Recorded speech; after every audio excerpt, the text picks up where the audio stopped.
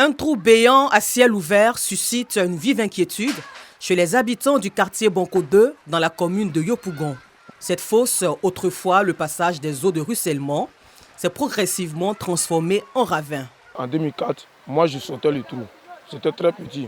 Mais à faire de l'eau qui coule avec les oriques et versent, ça fait que le trou est devenu grand. Tu vois que la route est fermée. Tu vois non? Attends, si ça est fermé, du coup l'année prochaine on ne peut plus passer. À cause de cette voie-là, on doit faire le tour maintenant. Tu vois que c'est devenu petit, ça fait peur. L'une des principales voies d'accès à ce quartier est sous la menace du ravin qui la ronge après chaque passage d'eau. À l'aide de ce pont en bois, les riverains accèdent au bitume. Quand moi je traverse ce pont, j'ai très peur.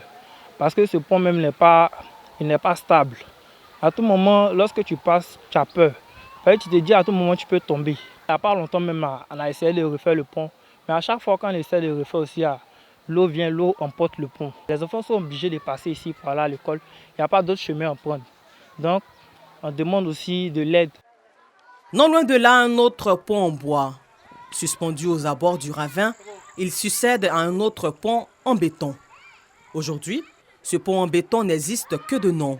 Les dégâts occasionnés par le ravin rappellent de mauvais souvenirs. Le trou a déjà fait le dégât, emporté les gens même d'ici, les enfants d'ici même. Il y avait une maison ici, là, c'est parti. Le pont reste très dangereux en tout cas.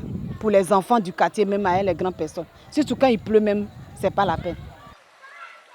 Ici, la peur est le sentiment le mieux partagé chez les riverains. En à croire cette vendeuse d'oranges installée à proximité du ravin. Notre inquiétude, c'est que non, tôt ou tard, le trou peut avancer. Il y a plusieurs enfants. La maison aussi est là. La nuit, il faut qu'on oblige les enfants à rentrer. Parce que ce n'est pas prudent. Donc les faire rentrer. Quand il pleut, on ne les laisse pas sortir. Parce que ce pont-là, c'est un pont en bois. Donc il faut qu'on se rassure que tous les enfants soient à la maison. Donc notre souhait, c'est qu'on nous vienne en aide. Selon les riverains, les travaux de la voie de Dabou au carrefour CHU seraient à l'origine de ce danger. Un danger imminent auquel seules les autorités compétentes peuvent faire face.